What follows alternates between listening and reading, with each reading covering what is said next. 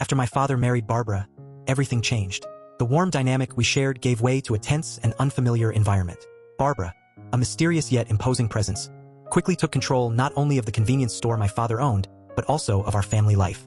Her influence extended beyond the domestic sphere. She convinced my father to sponsor relatives and friends who had just arrived from China, helping them establish their businesses in America. While Barbara and he were dating, she seemed genuinely interested in my life and well-being. However, after the wedding, her attitude changed drastically. She became strict and controlling, distancing me from my father. I sensed that there was some mystery, that Barbara was hiding something very serious, but I couldn't imagine or uncover what it was. Barbara also manipulated my father's will. She ended up with almost all of his money, as well as the house and the store. She could keep the fortune, but I knew there was something darker behind it all. Now, as I reflect on these events, I realize how Barbara's presence not only changed family dynamics, but also profoundly altered my own sense of safety and belonging. Then, I discovered Barbara's secrets and ruined her career. Hey guys, welcome to our channel. Hello, I'm Nathan.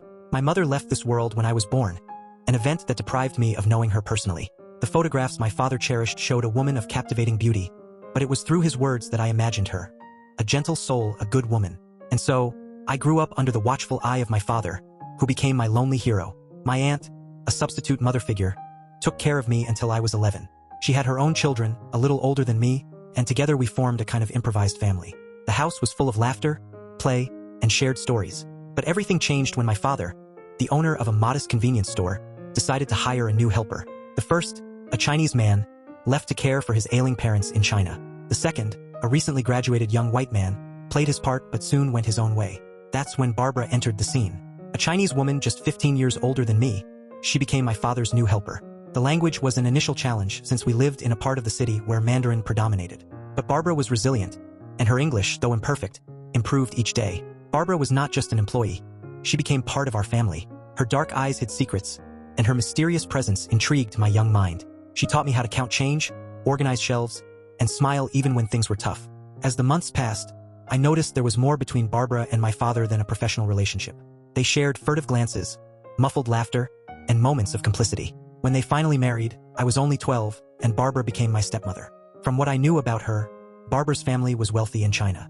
They paid for a lavish wedding and crossed oceans to celebrate it in America. My father, the kind of man who never accepted others paying his bills, continued to work hard every day. When Barbara and he were dating, she treated me as an equal, but something changed after the wedding. She became strict and controlling, pushing me away from my father.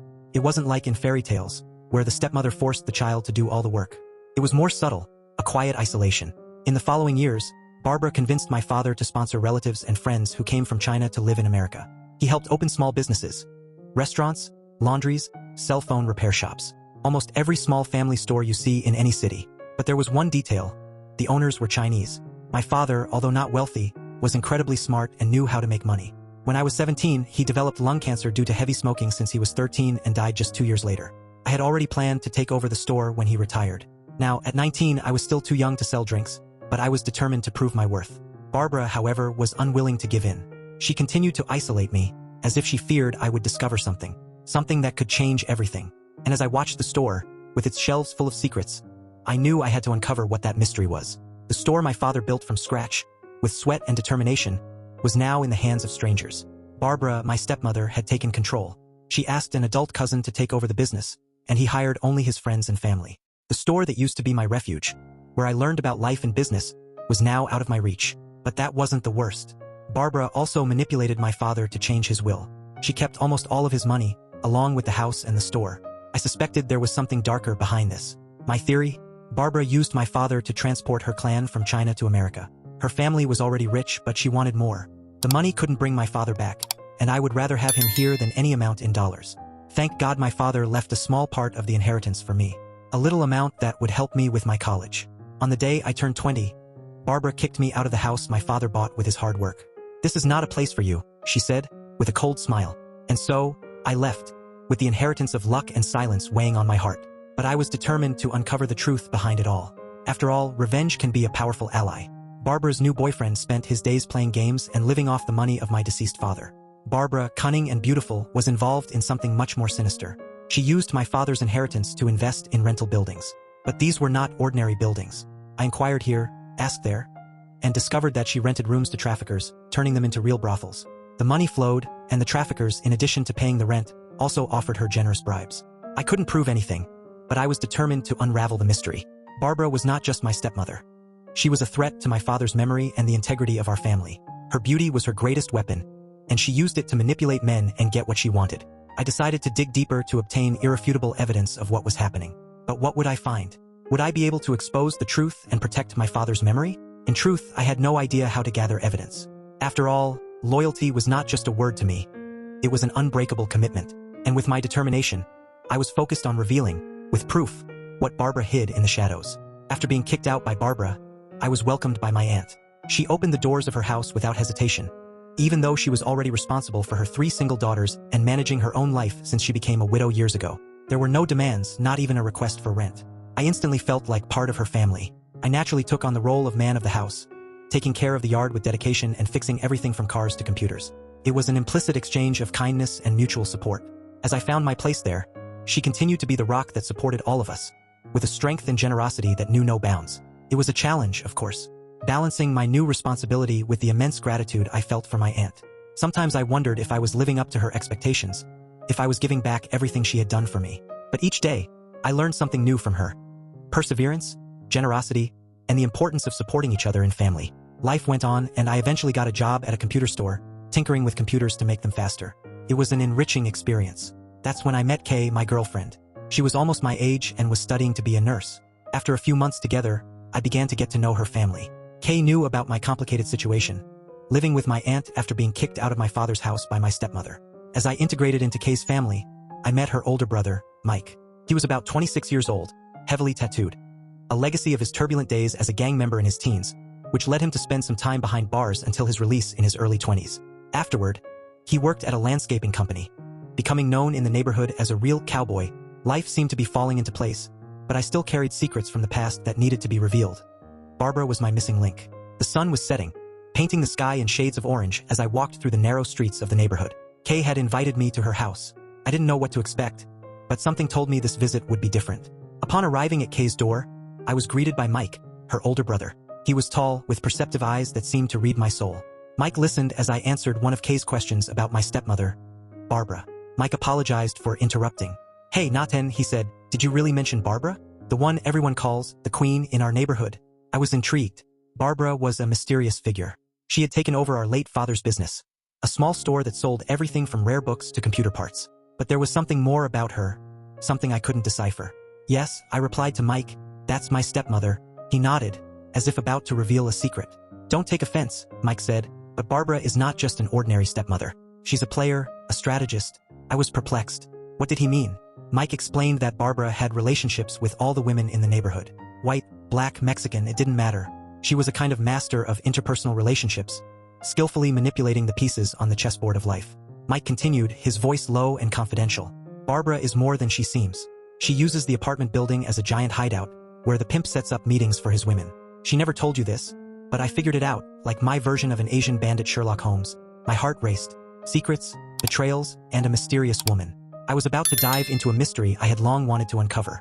Now I was even more curious. Who was Barbara really? And what else was she hiding behind her facade?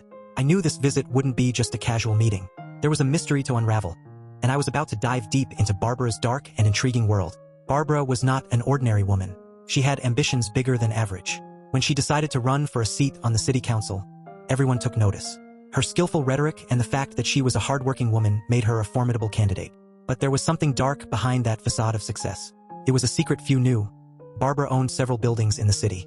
Her tenants, mostly vulnerable women, lived under her ruthless rules. She knew exactly what happened in her buildings but kept her eyes closed to the abuses occurring there. That's when Mike came into the picture.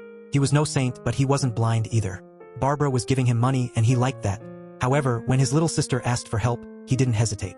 Kay's brother had the idea to use my stepmother to solve 2 problems at once. It was difficult to prove she knew about the abuses in her buildings, but shutting those buildings down could at least harm Barbara's cash flow and, hopefully, put an end to some of the abuses against the women.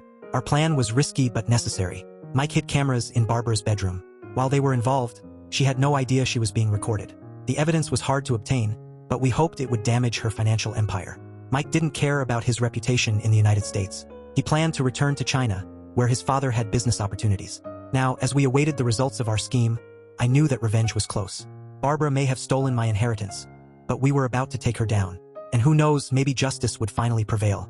Our mission was simple yet sinister, to extract compromising information that we could use against Barbara.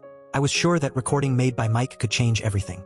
Barbara, a confident and seemingly secure woman, didn't realize that her words, carefully captured by our discreet cameras, would be her downfall.